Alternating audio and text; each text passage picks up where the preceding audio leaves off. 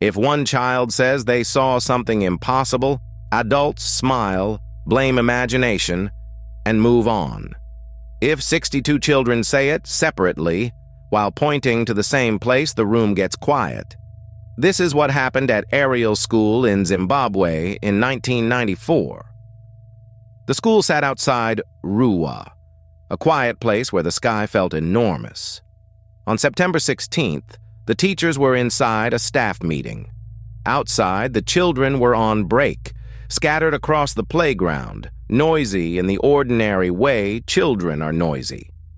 Then some of them looked past the fence toward a patch of trees beyond the school boundary.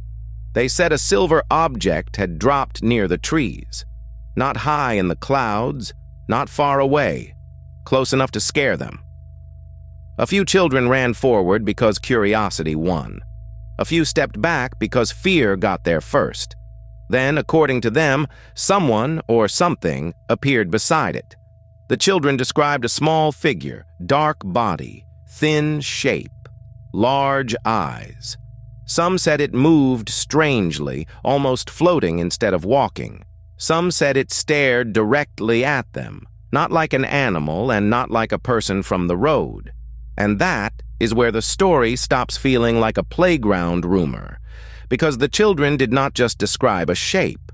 Many of them said they received a message, and this is the part that made the adults lean in. Not words through the air, thoughts, placed directly into their minds. They said the message was about Earth being damaged. Machines, pollution, trees dying, people not listening. For children, those were not normal recess stories.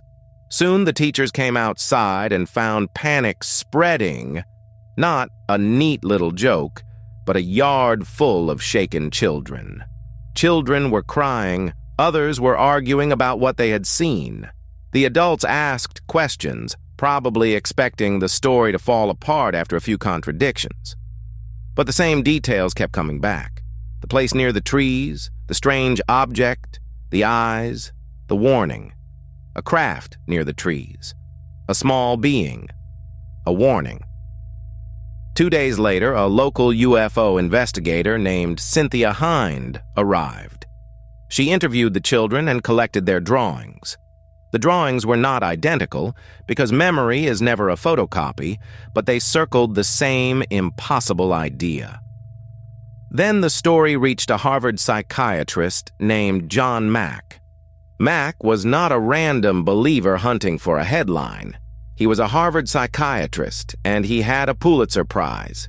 He flew to Zimbabwe and spoke to the children on camera. One by one, the children repeated the parts that scared them, and many of them did not sound like they were performing.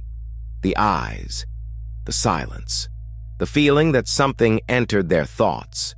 Skeptics offered explanations. A prank, a rumor, mass suggestion, a story that grew while frightened children talked. Maybe the children saw something ordinary and built a story around it. Maybe the first frightened child accidentally gave everyone else a script. That is possible.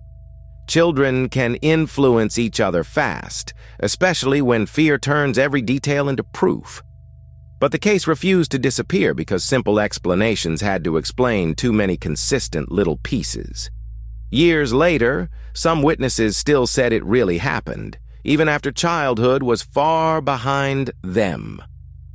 Not all of them told it the same way anymore. Memory changes, fear edits, time smudges every line, but some parts stayed stubborn. The fence, the trees, the figure, the warning. The strangest part is not whether aliens landed there. The strangest part is what the children believed they had been told, because the message was bigger than the schoolyard. Stop damaging the world. Stop pretending nothing is wrong. That message sounds less like science fiction every year. So maybe Ariel School is not just a UFO story or a debunking puzzle or a strange footnote from the 90s. Maybe it is the story of children adults could not easily dismiss because, whatever they saw, they remembered being warned.